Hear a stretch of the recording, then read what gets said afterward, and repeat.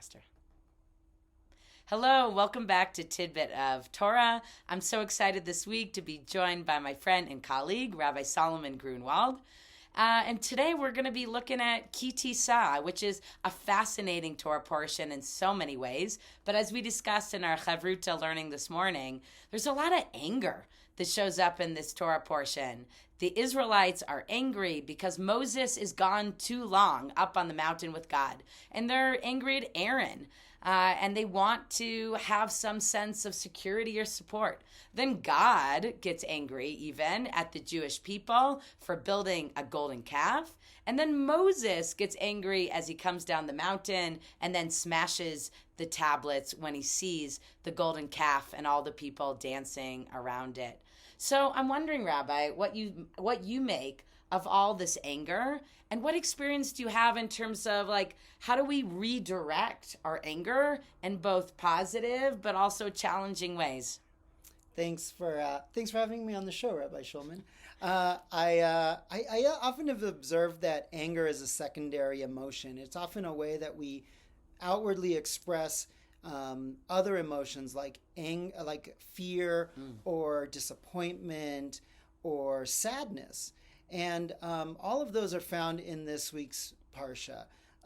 There's a gap between what people want and what they have at the moment, and it gets expressed as anger.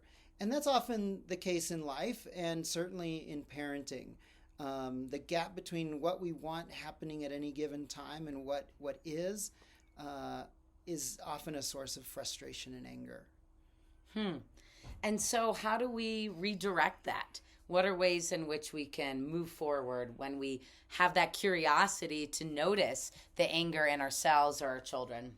Yeah, well, Aaron in this story is an interesting character because everybody else, including God, Moses, the people, they all express a lot of anger.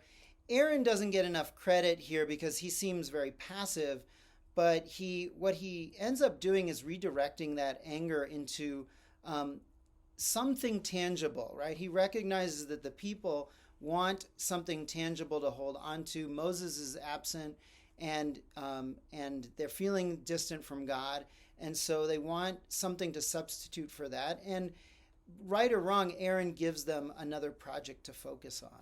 Yeah, and that project happens to lead to idol worship, so maybe not the best choice of a project, but the intention was really great. I think about sometimes when my daughter is feeling angry, like maybe a friend of hers at recess didn't play with her.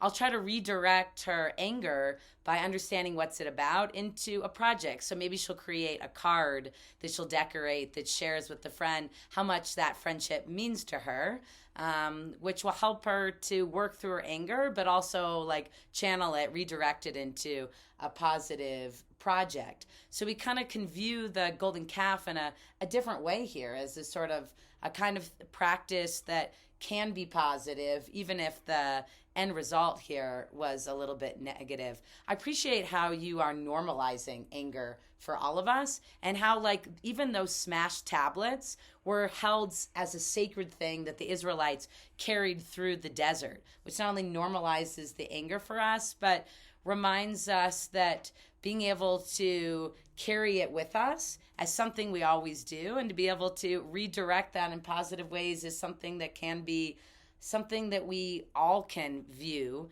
as a spiritual practice in our lives. How do you think about carrying those broken tablets and the anger that they might symbolize? I think they serve as a reminder, right? They could have been discarded, but they are holy. They were intended as holy objects. And sometimes we have to be kind to ourselves for the mistakes that we've made, and also hold on to the broken pieces as a reminder of what we aspire to or what we want to avoid in the future. Great. Well, maybe as this Shabbat enters, we can all be a little bit kinder to ourselves for anger, which is just like emotion, like any other that comes up that we might have, but also be able to find opportunities to redirect our own anger or the anger of our children into more positive directions. Shabbat Shalom. Shabbat Shalom.